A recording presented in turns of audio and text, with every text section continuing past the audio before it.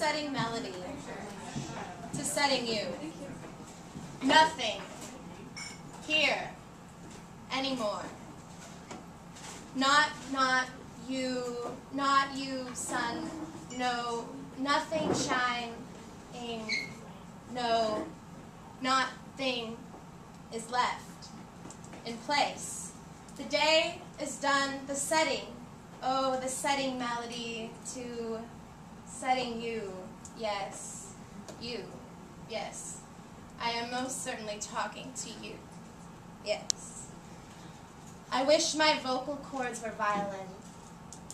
I wish so hard sometimes it's certainly against some commandment. One chair, and so many faces to fill it, but still only one chair and it's occupied by intentions. I'm in love with them, you and your shorthand.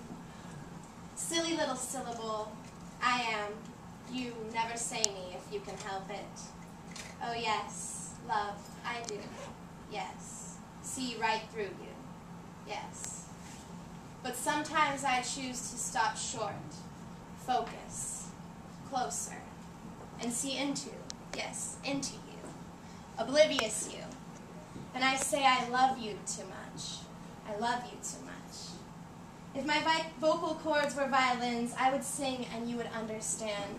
Words are meant to, they are meaning to, even when melodious to us, pull and wait for nothing to hold or let go. The sun will rise if we are lucky, and we are so lucky still, even when the earth quakes, and it will, so let go. I will, indeed, and most certainly try to forget you, the audience I am writing to. You, oh lover, who can always and almost never understand. Oh, yeah! All right, there we go. This is actually not a poem. This is a clip of a short story, so. Do it, girl! Yeah. Do it, girl! Harry's hands were in the sink when the doorbell rang, twice, sharply. He hadn't known it possible for a doorbell, at times, to ring more sharply than at others. However, now, it struck him that this was true. It rang once more. He dropped the knife he had been in the middle of scrubbing into the sink full of sorry-looking suds, grabbed a towel, and headed for the door. It rang again, twice, sharply, before he could get there. "Jesus! I'm coming, he yelled. "Hold on a second, will ya?" He wondered which angry ex-wife it would be. His phone had been turned off for weeks. It was almost certain to be one of them, demanding, as usual, more of something he did not have. Emotional compensation. I mean money, of course. Maybe I should have brought the knife, he joked to himself. Far too paranoid to ever say something like that out loud, even alone. He'd heard the government had manufactured a drug that could turn a human being's skin into something like that of a chameleon's. They could even make people invisible just by injecting them with it. This was modern-day camo, he thought. There's no telling what else they could do. An incessant knocking broke his thoughts.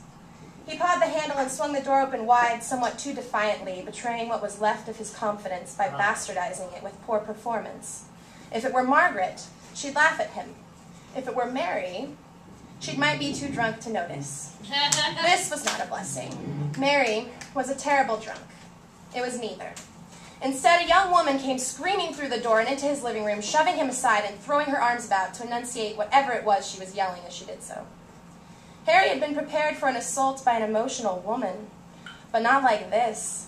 He stood motionless, both hands slightly raised in the air, his left still clutching the towel, and tried to get a good look at her. She was a chaotic street, up and down, near collisions of all sorts just beneath the surface of her skin, causing it to sag. A main drag, clusters of discourteous tourists crowding her sidewalks. Somehow, the pavement still shimmered beneath a freckled layer of gum. Upon closer inspection, he realized that young was a profound overstatement. If he were the middle-aged man he considered himself to be, she was certainly more than a few years his senior. "Hello!" She was waving her hands in front of his face now. Her voice had lowered an octave and acquired a tinge of arrogance. "Carl! Yeah! Hi! Hello! Are you fucking hearing me? Are you hearing what I'm saying to you?" He was afraid she was going to break that word. Hearing. "Wait, what?" he said. Who Who? Who do you fucking think? She had reacquired the octave and then some. What do you mean? Who? I can't believe you, Carl. Are you fucking stoned or what? They know. The fucking directors. They know. They're after me. She was more frantic now than he'd seen her, which was saying a lot. Maybe she's insane, he thought, looking harder at her clothes. She doesn't look too disheveled, just stressed. Which means they're after you. Come on, if I can find you, they definitely can. No, I mean, who? No one knows who they are, Carl. If that's even the question. Come on, why are you doing this to me right now? You fucking know this shit already. We have to go. Let's go. Now, now, now. Hold on a second. Hold on, he yelled. And she started. Jesus, lady, can't you shut up for 1 minute to notice that you're talking to the wrong guy? You have the wrong house. I have no idea who you are.